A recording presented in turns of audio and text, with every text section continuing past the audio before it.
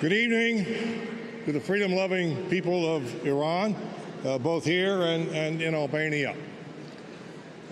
Much has been spoken at this conference about the idea of regime change. Much more has been written about it in the weeks leading up. And what I'd like to do with the few moments I have available with you is take sort of the pragmatic military man approach in conjunction with my good friend George here, and try to answer a couple of very pertinent questions. What does regime change look like, and how do you know that you will be successful? What must you do to be successful? And whether or not that change comes 3 months from now, a year from now, 3 years from now, those questions will remain the same, and they must be addressed. In order to try to help answer those questions, I want to tell you a short story. In 1979, I was a young Marine captain assigned to Camp Lejeune, North Carolina. And many of you people were not born in 1979, I accept that, but nevertheless, some of those of you who were remember that was the time of the rebellion against the Shah. And I watched that nightly news every night with great interest in terms of what was going to be the outcome in your country. One night in particular, a newscaster said, "You've got to see this footage. Watch closely what happens here." And the film showed a squad of Iranian soldiers with their rifles sweeping a street of what they would have called dissidents. And at one point, one of the Iranian soldiers corners a young man in a door facing, and he's beating him with the butt of his rifle. Another soldier, maybe from here to the wall, turns, looks around, and shoots him twice in the back. And the soldier in the doorway obviously falls dead. At that point, the reporter comes in and says, "This may be critical. If the army is turning, the Shah cannot last." And you know, he was exactly right. He was exactly right with regard to what happened to the Shah just a few weeks later. He's right historically in terms of what happens when a people begin regime change and the army has to make a decision. Now, Iranian armed forces, you have 125,000 Revolutionary Guard. Ladies and gentlemen, they will not ever support you. They are thugs, murderers, and terrorists. They simply have to be killed or exorcised from your country when you succeed.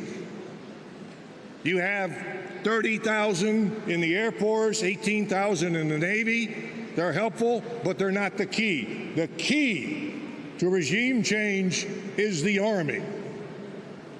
350,000 Iranian soldiers in the Iranian Army. Why are they critical? Because those men, many of them inductees, are closest to the people on the street. They are the fathers and the sons and the brothers and the sisters of the people who are dying in the street, and they are most likely to be able to turn and resist supporting the government if they're having to kill their own people. We've seen it happen that way time and again. How will it happen? It can happen with a peaceful demonstration that turns into conflict. The more successful the demonstration, the more likely people are to be shot. What we need to see happen is one general with great courage change. He needs to say, do I support my government or do I support my country? And they're not the same thing. And if this general changes, there will be another one, and another, and another. And the Army can make a difference.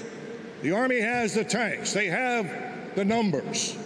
They can control the situation on the ground. So the Army will be critically important to what you do in the future. Now, those countries represented here, to include my own, are also critical to the equation.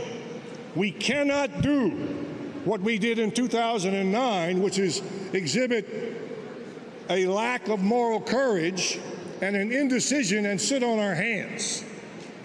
Good people died in the streets in 2009, and we did nothing. I honestly think they were that close.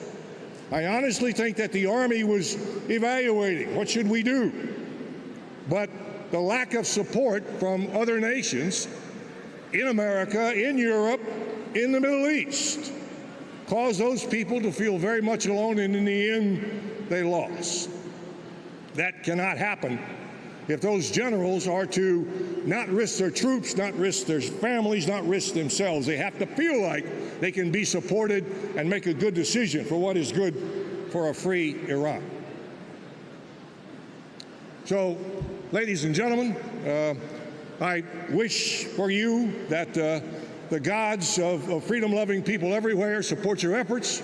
I encourage you, your objective should be the overthrow of those Ayatollahs who have created a dark period in Iranian history.